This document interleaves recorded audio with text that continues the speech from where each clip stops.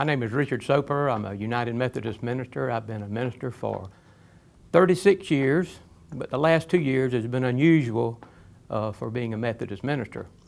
My last appointment that I served was in Warner Robins, but before that I was in Brunswick, and I served a downtown church for 4 years.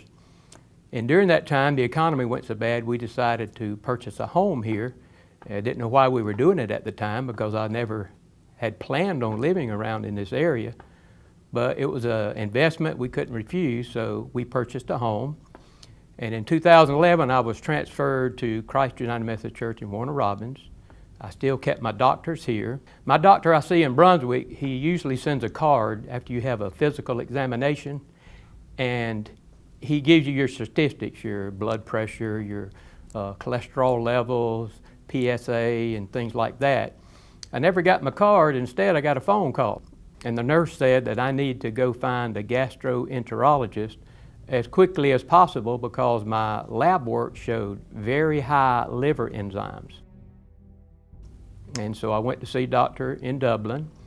And on the third visit with him, after extensive lab works and ultrasounds again, he told me that I had been diagnosed. His diagnosis was that I had chronic hepatitis C and some severe liver damage. Well, you can imagine the shock of hearing that. I asked him what would I do. He said, well, there's a new treatment out, and I would suggest it was me, I would take this treatment, but there's a problem. You cannot do or function as you are doing now at a full-time minister at a church. I suggest you apply for a medical leave or whatever your conference does, and go from there. The treatment you'll take, you will have chronic fatigue, you will have flu-like symptoms every single day. I'm thinking, wow, Lord, why is this happening to me? What am I going to do about this? Next morning, my district superintendent said, write a letter to the church. And in writing that letter, it just seemed to hit me that what I was doing after 35 years in the ministry actively is now I was going to take a medical leave, and my future was really uncertain. And as I wrote this letter, I told the church, I said, well, I don't know the future of myself, and I don't know the future of this church, but what I'm going to do is Proverbs 3, 5, and 6 it. That's been a verse that's been close to my heart, in my heart, all the days of my life, which is, trust in the Lord with all your heart, lean not to your own understanding, acknowledge Him in all your ways, and He will direct your path. So I committed that, not knowing this path I was going to endure with this treatment. Well, October came, we moved back to our home in in Brunswick that we purchased, and that it became clear why we bought the home now, where I'd have a place to do this treatment. So I began doing the treatments, and it was just as the doctor said, fatigue, no energy, anemia, flu-like symptoms. In fact, at one point, I saw the doctor every month. I would drive to Dublin, or my wife would drive me to Dublin. And at one point, the anemia was so bad, he thought about taking me off the medicine, but he said, no, I'm going to cut it back and see how you do. And all this time in my mind, Lord, what is going on here? I mean, how can I'm a servant.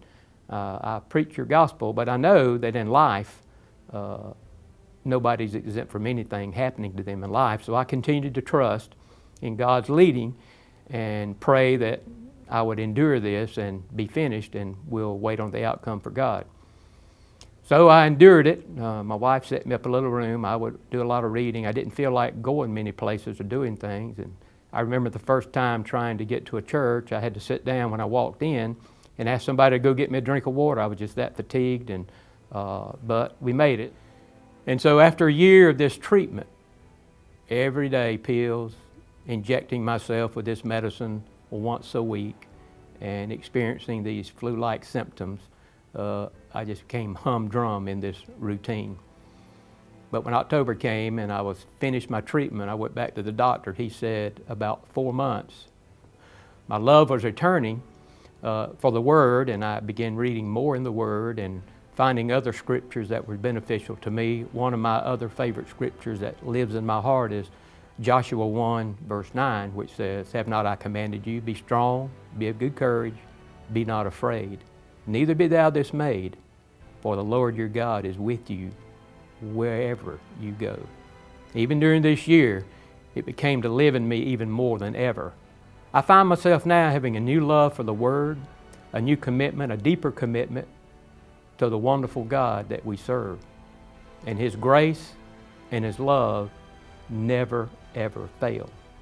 So I'm beginning to feel better, and he did one last lab work. That was important when he said, it's 6 months after the treatment. He said that would be the most important lab work during the whole process, because if the virus is still undetectable by that point, you'll be healed. It'll be gone. You will not experience this anymore.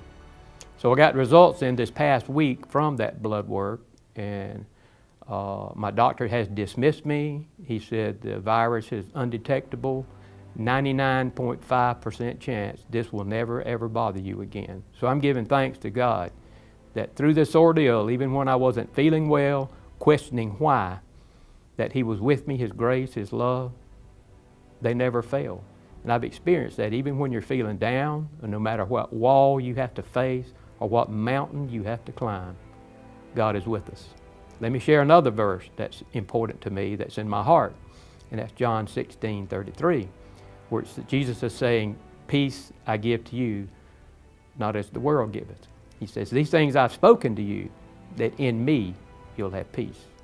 In the world, you'll have tribulations, but be of good cheer. I've overcome the world. Even though I didn't feel like being cheery during that year of treatment, I'm feeling like it now. I just had to trust in God, not my own understanding, not the treatments, but trust in the love and grace of God that it would never fail. I'm free. I'm taking an appointment in June, another church. I'll be moving.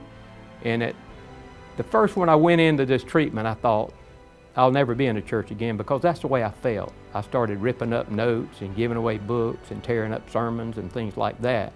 And now here I am, fresh, new, feeling great, and I'm ready. I feel like I'm going back into the ministry for the first time ever. I feel like I'm about to pastor the church for my first time. I'm excited, and I give all the glory to God, and I thank Him for His everlasting love in our lives here, and also when we get to be with Him forever.